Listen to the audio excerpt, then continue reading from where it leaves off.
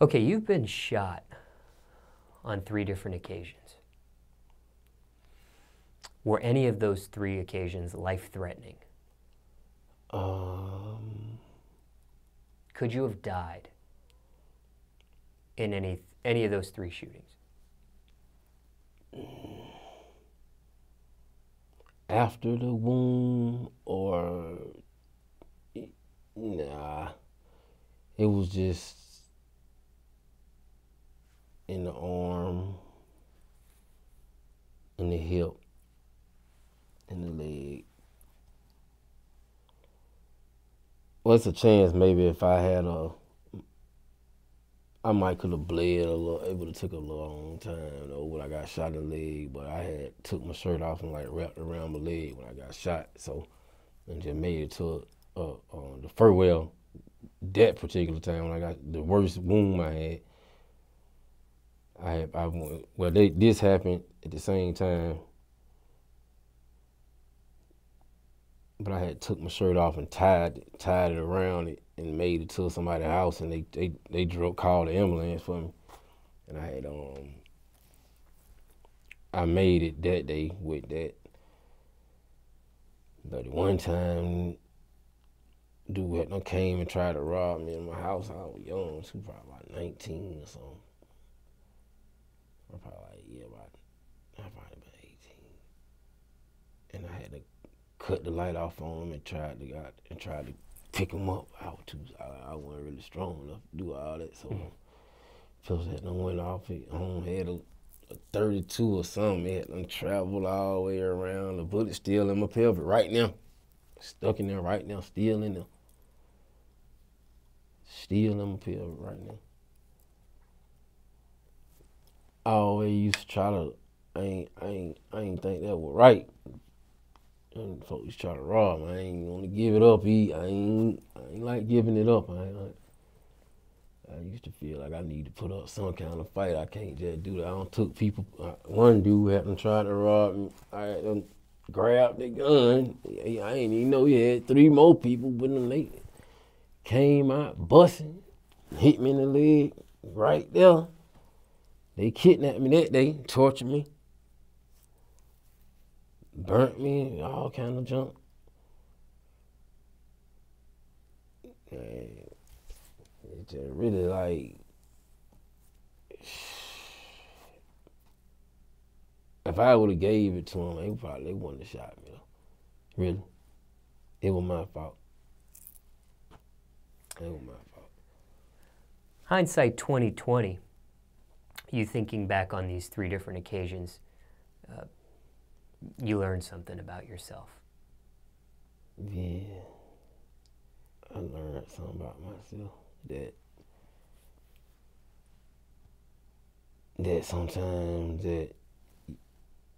sometimes you just give it to them, give them that material stuff. Just somebody got the ups on you. Sometimes just gonna just give it to them. I was just blessed to heal all the way back up, like always completely, perfectly back up, some kind of way, all the way completely back. I was just blessed, but like, I don't advise nobody unless you just really think you a black belt. You just try to flip that move unless you in a crazy situation where you think you might still get hit after you give it to them, but that's an element of surprise that you can't determine from curiosity. Now, I've heard of some instances where you'll see it on the news. Maybe somebody was robbed, they gave it up, and they still got shot. That's why and killed. Yeah, that's why I was like, man, you don't put it's a crazy seesaw, man. That's why I be telling people don't even come out here, cause you don't know what you gonna run into out here. Cause I still like right now, I told myself I'm gonna give my kid up. I told myself that, but that moment got to be before me for me to really.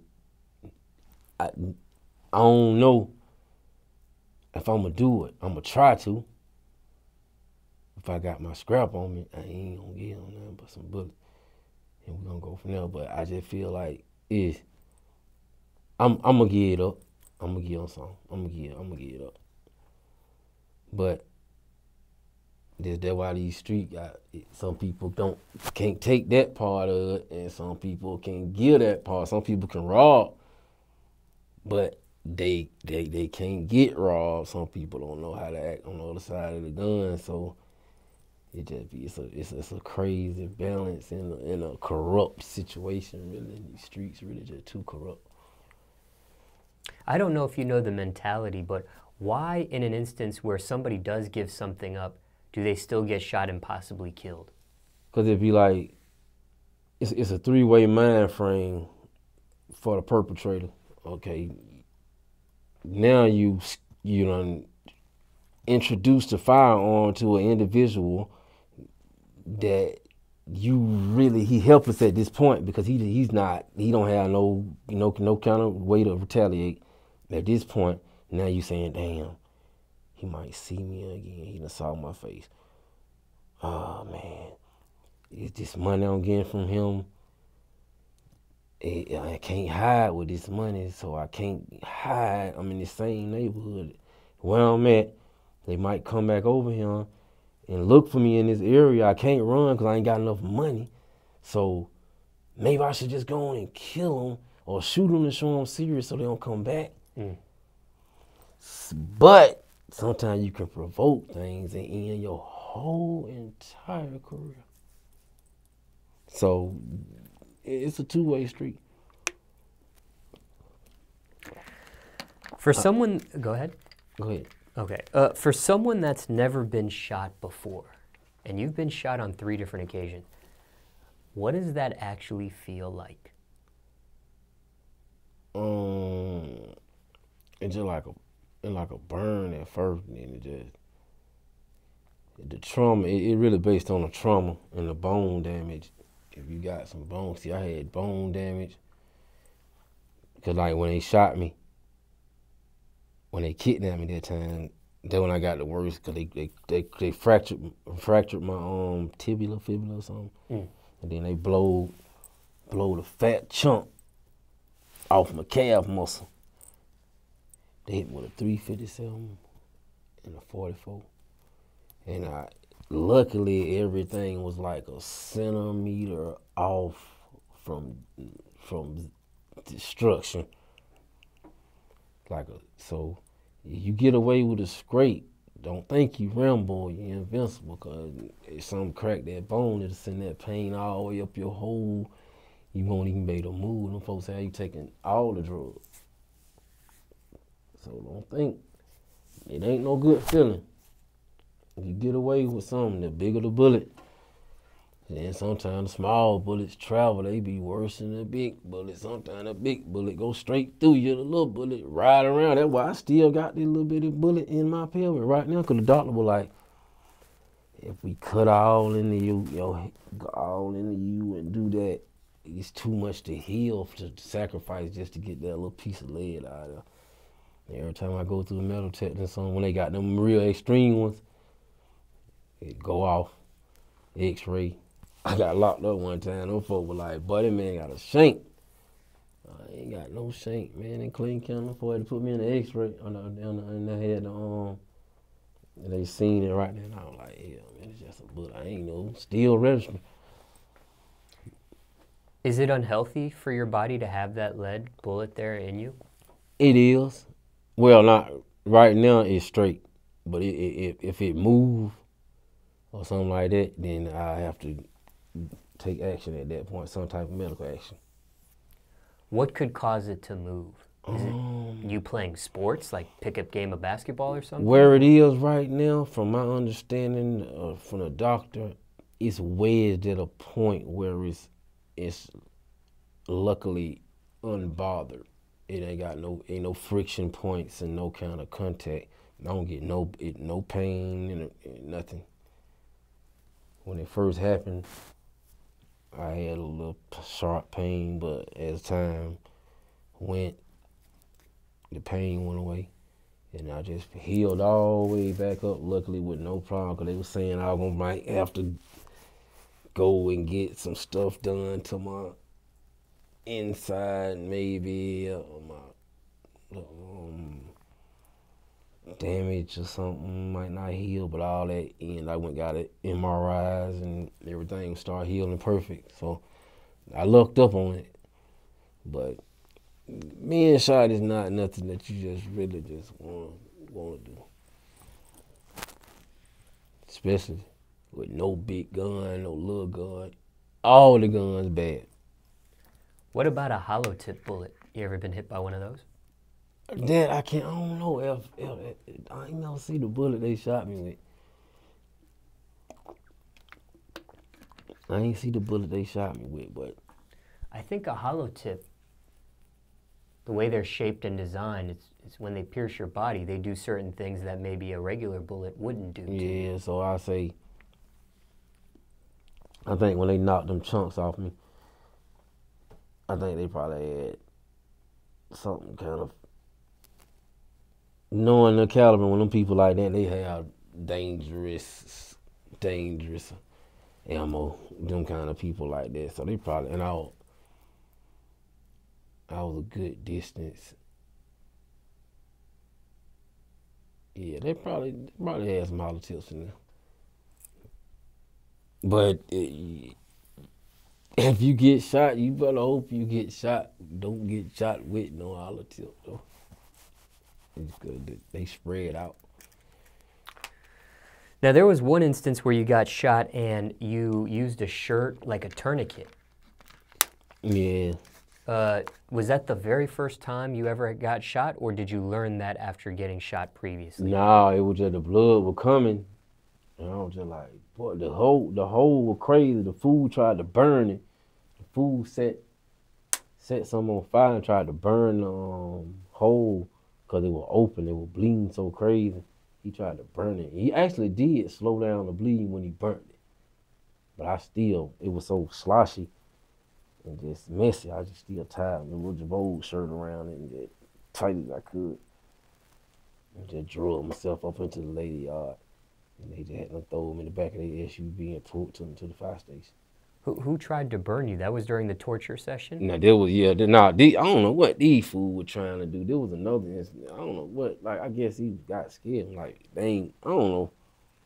These people, they knew me. These folks knew me. Because they knew my name. So it's just like, I don't know what kind of robbery they were doing. Like, they didn't look that. I saw somebody on TV burn a wound to stop the bleeding on a movie, an old Western movie. I was like, well, these folks really psyched out. And he burnt me and stopped, slowed down the bleeding. Like with a lighter? Yeah, they had something they were burning. I don't know if they lit a stick or something. I just felt the heat at that point. I was like, man, that didn't even hurt. That fire didn't even hurt. I just smelt the burn, the little chicken smell, the little cooking smell. I was like, y'all got shot after that bullet. I was just like, I'm just waiting on these niggas to go and kill me, because they just really were like, oh, 1, 2, 3. They got real quiet. They just ran out the house. I just waited. I counted to 60 about 5 times. Then I made a break. A drag, rather. So the person that shot you tried to stop the bleeding? Yeah.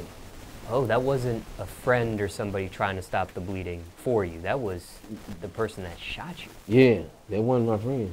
Oh. Yeah, that was just like some, I don't know, they meant they didn't want to really shoot me, but they had to or what, because I took their gun. When he put the pistol on me, I took the gun. But I ain't know that they had some old shooter with them. They burnt my truck up and everything. That time they burnt my truck up, burnt my truck down to a skull. But they didn't off you? No, they ain't off. They ain't off. Why not? I don't know why they ain't off me. I don't know. Thought they were? Yeah. I always think they gonna off me. I always think that it will be that. I feel like when you pull a gun on somebody, that's what you finna do. And that's what you supposed to do. And you ain't no. That is the essence. Yeah. Like when you go to a training session with a gun instructor, the essence is don't pull it out unless you intend to kill something with it. And so that's why I see you. I just think it probably wasn't too smart for you to try to do some dynamic gestures during the issue. Sometimes you go through so much for your money, let it go just ain't that easy. The tourniquet situation, that's something that you've seen somebody do or you saw somewhere to do, or that was just like your natural reaction to it? It made sense to do it because it was just like I couldn't, because see, they had my head tied up. For while they were present, my head was tied up. So I couldn't really see. So when I came out, I felt the wetness, but I couldn't really see it. So when they left me in there, when I took it off, I just like, I don't know, let me just slow this down quick. And it just made sense to stop this part from bleeding, because it was just like the whole, it done shrunk now. The hole was crazy though. It's like the hole was big and crazy right there. So like, I had stopped it right up in there, and it stopped bleeding. It was like you could see it, but it was just like you could see the white. You could see my calf muscle sliding, the bone, just everything just separate. Mm.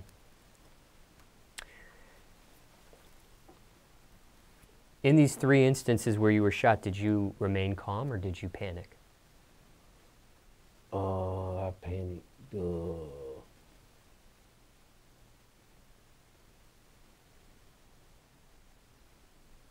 Yeah, I panicked one time.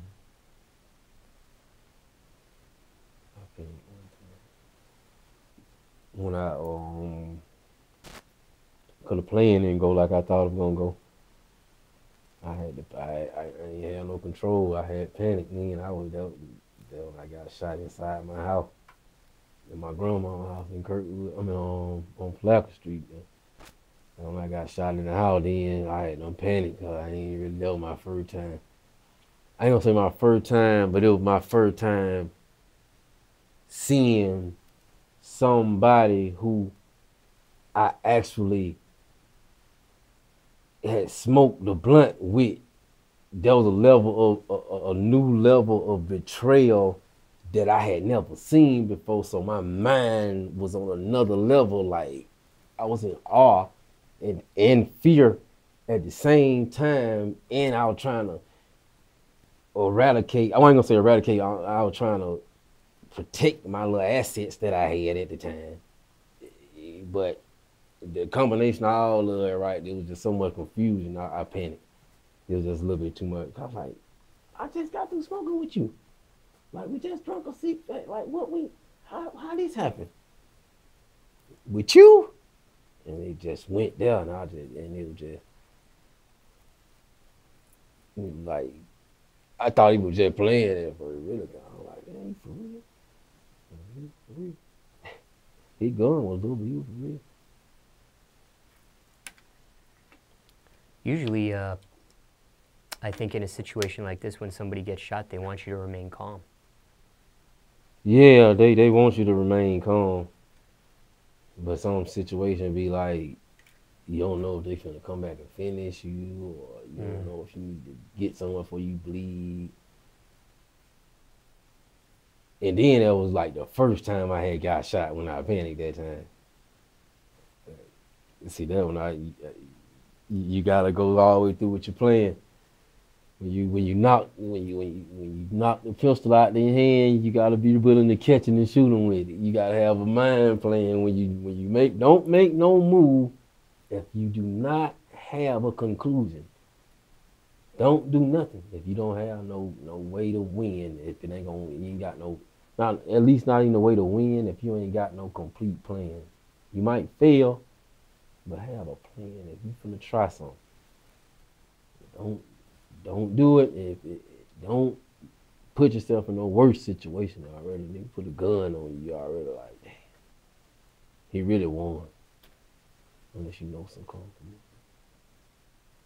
He really got you. So you want to get it to him, you get it back. This material stuff. But sometimes your ego and earnings, them two E's that don't mix. Them two E's, egos and earnings, them two E's will create a situation that will be another E, everlasting.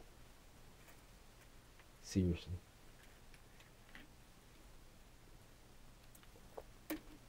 Don't play with guns, don't play with people who have them. Don't. That shit all in your body, shit. Still moving, big holes in me, you can't see, holes in me, you can see everywhere. But don't play with guns. You didn't die from any of these shooting occasions, but could you have been paralyzed from any of them? Oh yeah, each incident, it was a chance that I could have got paralyzed. Or lost a limb or something.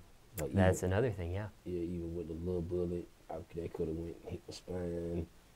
Then with the big gun, it missed me by a centimeter, but if it would have been another inch over, then I would have been either jammed or chopped or screwed.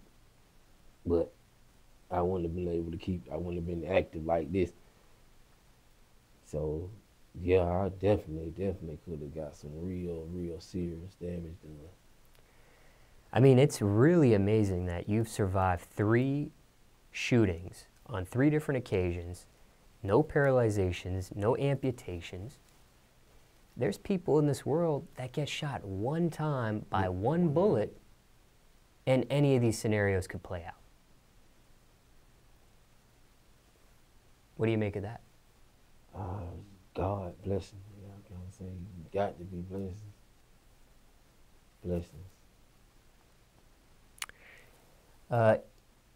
These 3 incidents, one incident, I remember you said an ambulance came and got you because somebody called for it.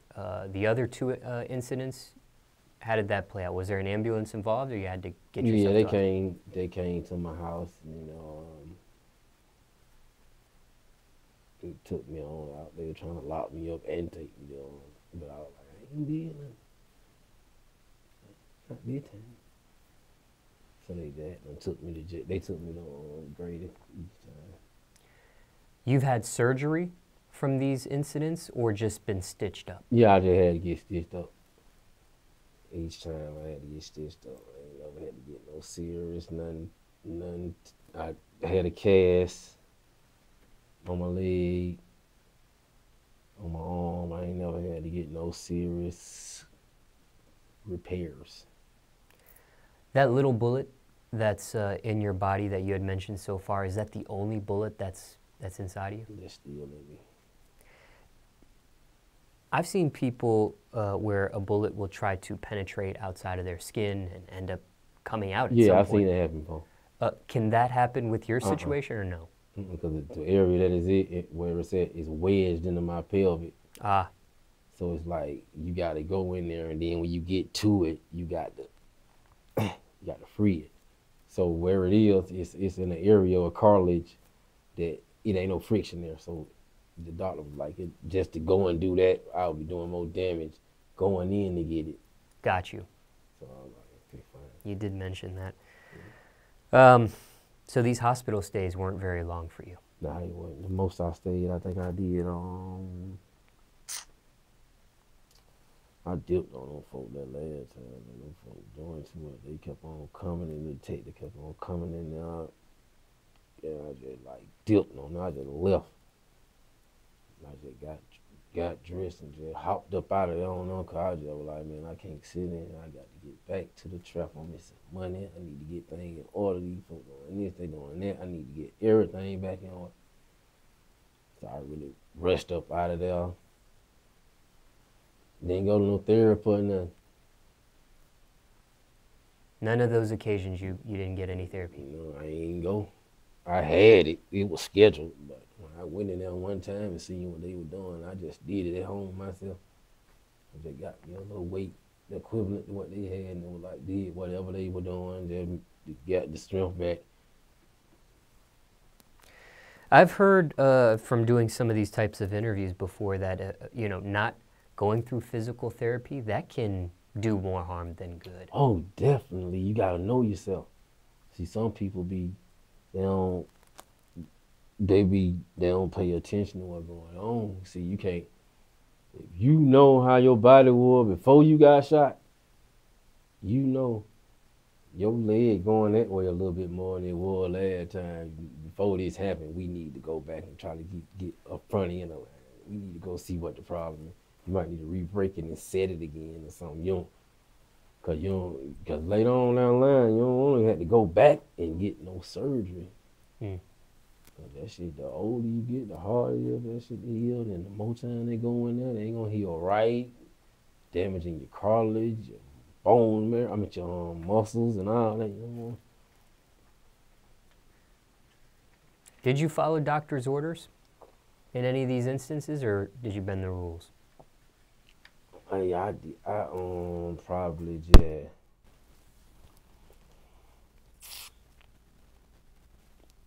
on that first one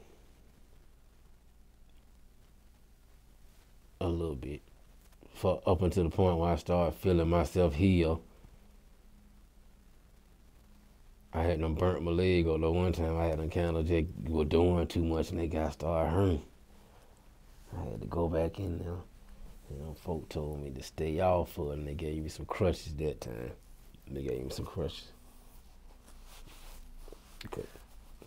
Because I ain't want to stop. I ain't want to accept it, man. Some of that stuff, it delay you. Any complications or side effects from these three instances? Nope, none at all whatsoever. Not when it rains, not when it's cold outside anymore? The only side effect I got is to keep the gun on you all the time, instead of most of the time, all the time. Now, somebody watching this might have just gotten shot themselves, and they're now in the recovery process. Is there any do's or don'ts that you would share during a recovery process? Don't drink liquor. Do not drink liquor while you taking antibiotics and pain pills. And if you got a real bullet wound, do not drink liquor. Don't do it. That shit gonna hold your healing process. Don't smoke cigarettes. That shit gonna hold your healing process up. A long, extra money have problem. Just don't do it. Don't drink, don't smoke cigarettes. And if you smoking weed, don't use tobacco product, use raw paper. Don't smoke meat. Now, going through an instance like this, when it comes to medical bills, when it comes to health insurance, things of that nature, how did that work out for you? No, get what? The system, they got a cradle for the crime. So what they had was this little program, the Edmond community. It was something. Etna? Edmonds something. And they came in. If you get into any kind of fight or anything and you the victim, or somebody shoot you or somebody, they pay for your prescription, doctor bill, everything. And that helped you out in all three instances? Yeah, they did. In all three, they did. Now, I did want to go back to one thing you had mentioned. Even though we are almost done with this interview, and I have a couple more, I guess, outro type questions for this interview. But before we do that, there was a moment that you were kidnapped and you were tortured. Why? It was the whispering was going on, and a little name dropping went on, and I got zigzag and caught up in the slant, and they ended up some people. It were two people that fit the description, and I was nominated for their plot because of that. And even when they found out I wasn't really the one, they still stayed on that situation. And it was like they thought they were gonna be able to get off person more than what. I don't know what gave them the impression that I rode around with a big bag of shit on me, but that's what they thought. So that was why they did the torture, because they were like, where that shit at? Where that shit at? Call your little brother. I'm like, motherfucker, you think I'm gonna call somebody and tell them to bring you something? Go on and kill me. I told them, go on and kill me. And they just kept on doing that shit. They like burning me cigarettes and burning me with shit and that shit. But they just got them, like, they ain't gonna give us shit. He just left. So at some point they just stopped torturing you and just left? Yeah, they just left me right there. They just left me right there. I already was immobile. Them motherfuckers damn near shot me in the same spot again. Cause I had one bullet hole right there, and then below it, them motherfucker in the same leg. You're talking about where the calf situation Yeah, I was like, man, y'all tripping. I just torturing you like for some shit that you can't. You want me to call somebody and tell you to bring? Ain't nobody gonna bring. The motherfucker probably let your ass die anyway. Ain't nobody finna bring shit. That's more jeopardy. And I ain't gonna sacrifice now one of my people like that and tell nobody to come. And they can kidnap you too. That would be stupid. That would be a 2-for-1 for them. Why don't you think they offed you in that situation? You asked to. That's one thing I don't be understanding about these cats. What be going on when they get to that part of their little journeys, when they get to that conclusion of that. I think it'd be more the ignorance that stimulates that final move right there, because it'd be like a lot of them, like, they ain't gonna do that. They ain't about that. They just get you to that point. But it's some that will, and the ones that will, they don't even hesitate that long. You don't even discuss that. That's not nothing you discuss. That's just something that happens. And you don't do all that time wasting and all that trying to talk about it. If you say, I'm going to kill you, wear that, I don't got it. Okay, you got to kill me. That's your decision. If you don't, then you just didn't, for whatever reason that your mind told you not to. But I don't know, that's a point that I never understand, because that's the other side of the gun. In which I hadn't got robbed. When I first came out, like, I was 11, I was getting robbed and shit. I thought I was supposed to be in the street, but I really wasn't, so I started trying to rob people and shit. I got locked up for that shit. Them folks trying to give me 60 months while I was 15 years old. So a grown-ass man with a pistol, so rob, and I know what you looking at, and a shot. That's an aggravated assault. So I don't know what, me personally, I was willing to shoot a motherfucker, but nobody never bucked.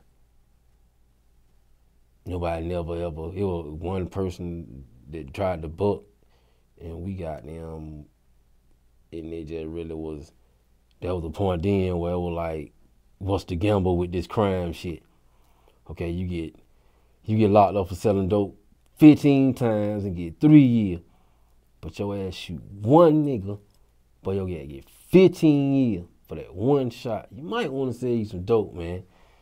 Cause I just thought I was gonna avenging my turf because I had been robbed and took off, but that's just a lesson. When you too little, everything you do when you little, you gonna lose. Cause I was not big enough to be out there with the wolves. I was in the jungle, and it was happening. So it ain't no ups on that shit. Either you get in this shit, get strong long enough you can leave, you get crippled, you die, ain't nothing good in this shit, really, man. So that's why I be telling motherfuckers, if you just fucking with this shit, be looking at the instructions to this shit, because it's instructions to this shit. If people get in and get out. Some people get in and they die. Some people get in and they leave this shit like a person that never had nothing. Some people get in this shit and be the motherfucker on the other side of the burglar bar. So you just gotta know what side you wanna be on, literally. So I guess it's fair to say there's a difference between a shooter and a killer. Definitely. Indeed. What do you think makes a killer a killer? Do you think it's something mentally? Yeah, it's definitely, it's mental. Because it's like a killer ain't, he never told himself he was a killer. He just execute like it's like, okay, you ain't, that's the person you are. You're a shooter, like you a shooter, you really like, okay, you ain't claiming it, but really it's a chance that you can be a killer when you call yourself a shooter. So that puts you in a two-way situation where in your mind you really want to shoot at somebody, you don't want to hit nobody.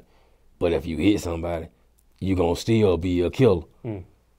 But a killer, he ain't got to have no gun to kill you.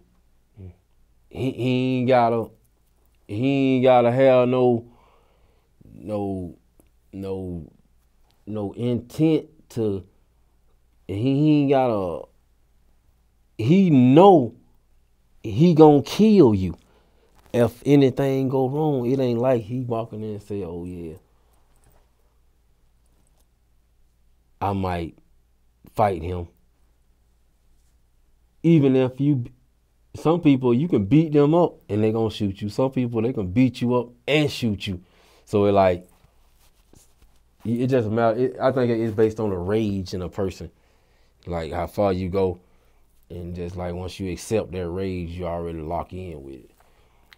I mean, do you think a person that's a killer versus a shooter is raised differently than somebody? Like, is a killer raised differently than a shooter? Or maybe a killer has something they're missing in their mind that a shooter might have in their brain that just makes them not be a killer. And that's the remorse. And that's the care. And that's the code. You got people who kill for hobbies. You got people who kill for robbers. Some people kill because they don't want to be seen, because it's a part of the business. Some people professional hitmen, they kill. Motherfucker come in and kill you with a Y. Kill you with their 2 fingers. I mean, there's people that step on a bug and feel bad. Yeah, exactly. So it's like, it's that. They didn't even kill an animal. They didn't even kill. Cold intent in your mind to tell you, my life is I'm not you got to mute your feelings, all your humane, and you got to like pretty much them motherfuckers make it out of a sport. That's the only way. And like some people be raised different, like your neighborhood, like some people uncle shoot, kill, and do all the robbing and all that. They be that. But definitely they missing that element of guilt and care. Like they really basically don't love nobody but they kids, pretty much, cause them motherfuckers kill anybody. But they real killers with anything. What percentage, and this is a rough estimate, but based on your experiences, what percentage of people do you think are shooters and real killers, not accidental murderers? If you could gauge it. It's hard to gauge, because see, you got what you call like influential shooters these days. It's like, boy, you gonna let that nigga goddamn do that and he ain't gonna do nothing? And you'll be like, man, that ain't nothing, man. They go home, go sleep, come back. And then like, oh, look at the marshmallow, man. Boy, you soft, boy. And he be like, fuck this shit. Let me go handle this shit. And you just finna do some shit that ain't worth no money. And then you got an audience now. And then you done went over there and killed that man. And you really ain't no killer. You just really killed these folk for your crew. Just how it just be like some niggas kill out of fear. Some people, you know, it just be different reasons, and people they concrete different reasons to do that junk. But you know, it's a jungle out here, man. Closing out this interview, you've talked about these incidents in your music. You've mentioned these incidents in your music.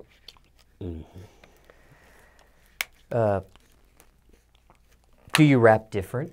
Do they change the direction of your music aside from talking about or mentioning them when each time you went through this stuff? Nah.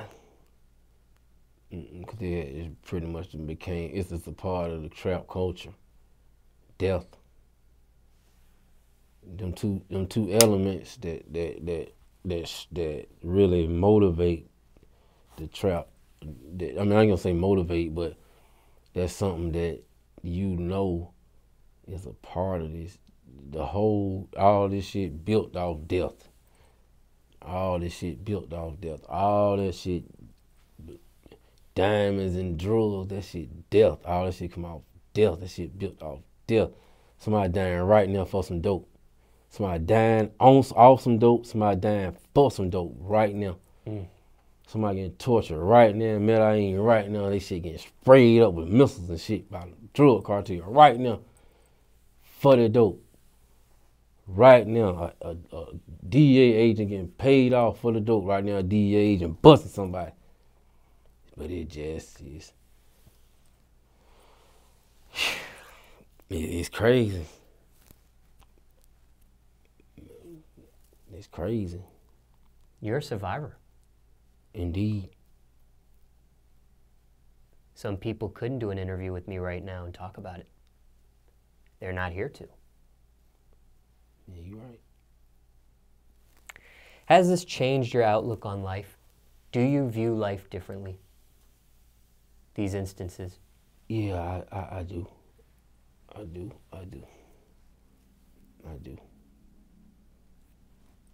Yeah, I appreciate life a little bit more than I did at first, because I kind of was like, I used to want somebody to try me. Like, I used to want that, like, I'm gonna take your pistol, nigga. Shit like that going through my mind then and shit. Just like, I had to realize that it was basically like shit that you done went through and witnessed, like in the neighborhood go on. I was so small out there absorbing all that shit. It just really was. I was going through shit at 11, 12 and shit that I wasn't even supposed to be. And I think I kind of grew up. I jumped the gun, so I felt disrespected when somebody tried to take something from me. So it was just like, I don't know, I can't say it's, yeah, I can say it was taught to me, because I was in the streets long enough to get a lesson from the street. Just out there watching shit, because I watched a lot of shit before I moved. And there was another thing I did wrong, how I was watching shit I understand.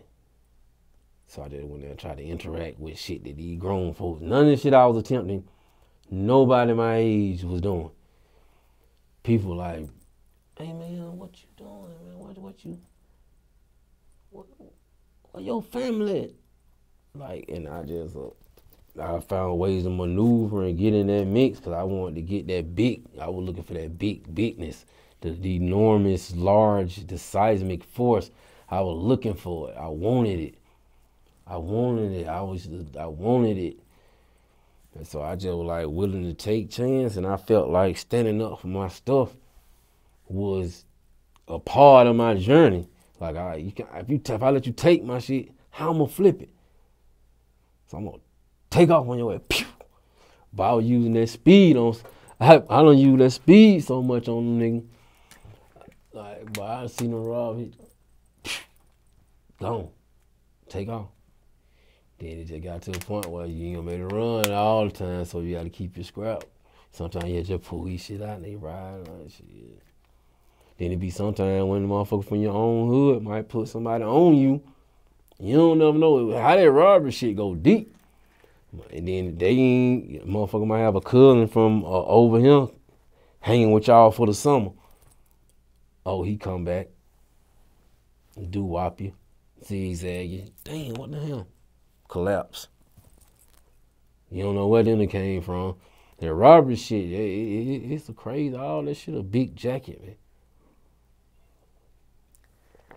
These instances, how far apart, as far as time, did these three instances happen? Like, were they a year or two apart from one another? Were they right away, close? It was like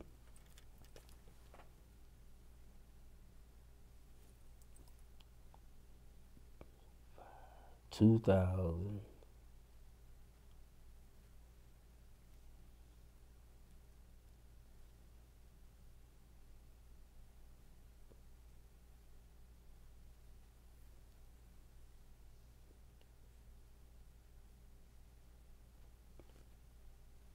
Like 3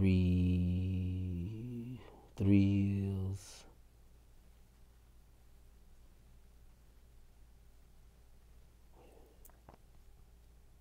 3, 5, like 3 years apart to one. Then like 5 years apart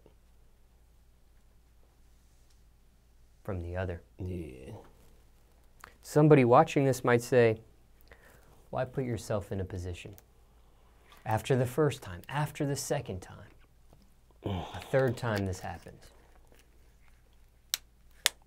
See, when you running a business, you take what come with it. See, sometimes it's your mental state. If you tell yourself you're running a business, you're gonna do what you gotta do. Keep running your business, especially if you're a shrewd business individual. So I just how I felt like it came with the game, and I always feel like, oh, it can and it might happen again, and it did. I just never neglected the game, and I never left nothing out. I always knew that shit can happen. You can go to jail, you can die, it can happen today. All these things can happen today.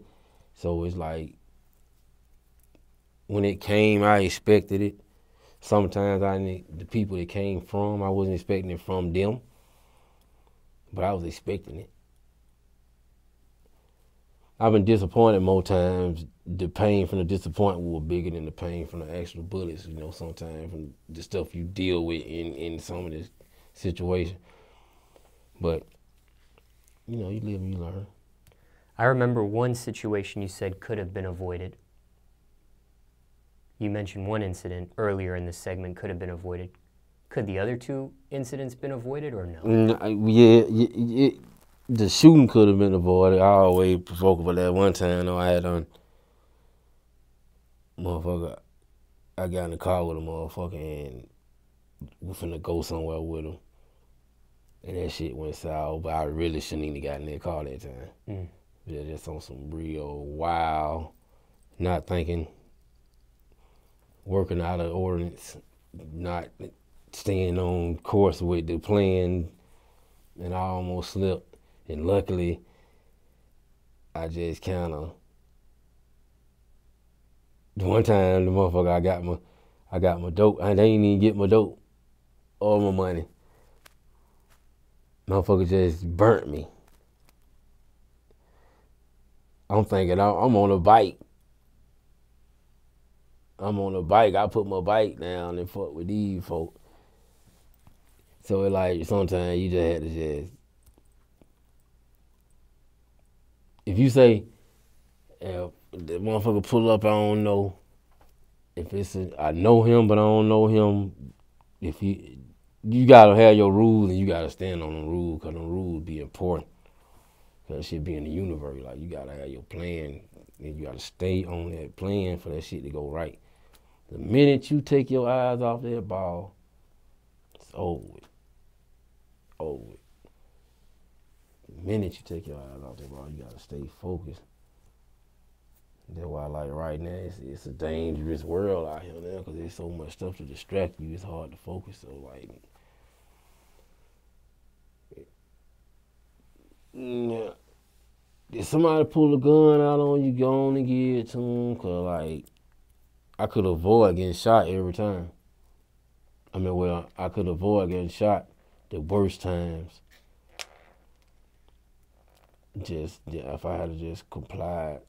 But sometimes that day you give up might be you still might go. It's just crazy out here, man. It's just crazy.